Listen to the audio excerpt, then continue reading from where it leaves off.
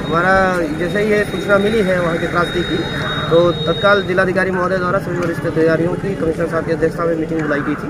और मीटिंग में बाढ़ प्रखंड से काफ़ी ज़्यादा विस्तृत इस पर चर्चा हुई है। बाढ़ प्रखंड के हमारे सुपरिटेंडेंट इंजीनियर साहब लगातार निगाह बनाए हुए हैं, वहाँ पर उत्तराखंड में भी टच नहीं है वो। जैसे ही वहाँ से कोई हमारे पास कंक्रीट वहाँ से न्यूज़ आती है, कल रात तक ऐसा कुछ नहीं था, कोई दिक्कत नहीं है। सुबह बाढ़ प्रखंड से बात कर लेते हैं, जो वो बताएंगे वाटर लेवल, उस हिसाब से हम लोग तैयार हैं।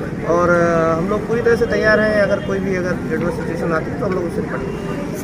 अब ये चीज़ तो सुपरिटेंडेंट इंजीनियर जो बाढ़ प्रखंड है वो एग्जैक्ट हम लोग को डाटा दे देगा, लेकिन अभी कल रात तक की मीटिंग में हम लोग हाई अलर्ट से सभी लोग देखा गया है, सारे इलाकों को देख लिया गया है, लेकिन ऐसी कोई अभी पैनिक सिचुएशन है नहीं। और सर डीएम साहब और कमिश्नर साहब लगातार उत्तराखंड गवर्नमेंट की टच में है, जैसे निर्देश प्राप्त होते हैं उस हिसाब से कार्रवाई कर ली जाएगी। अभी कोई ऐसी दिक्कत है नहीं, अभी ऐसा कुछ भी नहीं है। आप देख सकते हैं ड्यूटी की तरफ, आप देख लीजिए सेक्टर 4-5 की जो बसावट है वो गंगा जी से काफ़ी दूर पे है, और करीब 400 फीट का तो सर्कुलेटिंग एरिया ही हम लोगों ने छोड़ रखा है। थोड़ा सा सेक्टर 3 में जो थोड़े से घाट के करीब लोग हैं तो हम लोग उनका चेकआउट कर लेंगे, कंट्रोल प्लानिंग कर लेंगे। ऐसी कोई अभी दिक्कत है नहीं, तो जैसे भी दिक्कत आएगी तो हम उसको निपट लेंगे। ऐसे बाढ़ प्रखंड से हम लगातार टच में हैं, वो लेवल हमको बता देंगे तो हम लोग आराम से उसको कर लेंगे।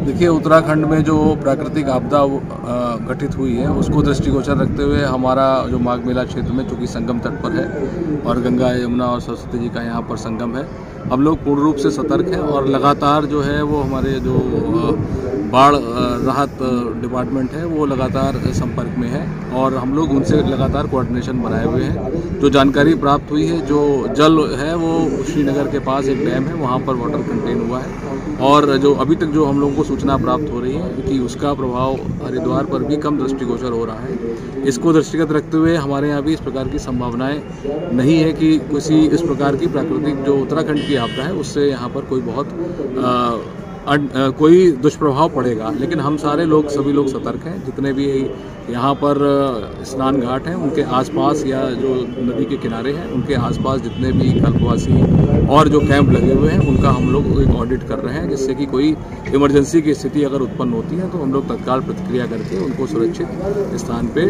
स्थानांतरित कर सकें। लेकिन अभी तक जो प्राप्त सूचना है उसमें इस प्रकार की कोई संभावना यहाँ पर नहीं है। मौनी अमावस्या का पर्व 11 तारीख को है, और उस स्थिति में भी जो है, अगर जो हम लोग को एक अनुमानित समय होता है कि हरिद्वार से भी अगर कोई जल आता है तो उसमें लगभग जो है 7 दिवस से अधिक का समय लगता है। ये वाटर की जो क्वांटम है उस पर उसकी वेलोसिटी डिपेंड करती है। लेकिन हम सभी परिस्थितियों में उन विपरीत परिस्थितियों को भी आकलन करके उनसे निपटने के लिए तैयार हैं। यहाँ पर फ्लड कंपनीज, हमारे पास 3 फ्लड कंपनीज हैं और एसडीआरएफ की टीम भी यहाँ पर उपलब्ध है। सर, इसके अलावा कोई अलग से कोई और जो कंपनियाँ डिप्लॉय की गई हैं सुरक्षा के दृष्टिगत? अगर कोई आवश्यकता महसूस होगी, जैसे हमारे पास चूँकि हम लोग लगातार कोऑर्डिनेशन में है, हरिद्वार के साथ समन्वय है, एनडीआरएफ और एसडीआरएफ के साथ कोऑर्डिनेशन चल रहा है, अगर कोई आवश्यकता होगी तो तत्काल हम लोग उसकी समुचित व्यवस्थाएं सुनिश्चित कर लेंगे।